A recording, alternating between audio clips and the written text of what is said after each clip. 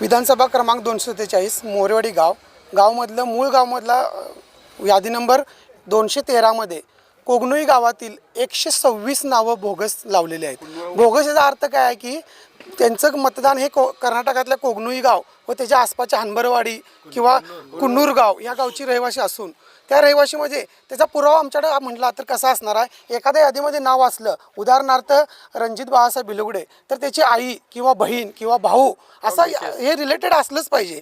पण या यादीमध्ये फक्त पुरुषांची नावं एक एक पान भरून पुरुषांची नावं आहेत। त्याचा माझ्याकडे यादीमधला टिकमार्क केलेला पुरावा पण आहे की ह्या लोकांना त्यांना बहीण किंवा काहीच नाही आहे। तुम्ही जर या यादीमध्ये जर बघितला तर या फॅमिली किंवा लेडीज हे नावच नाही, सगळे जेंट्सच आहेत त्याच्यामध्ये।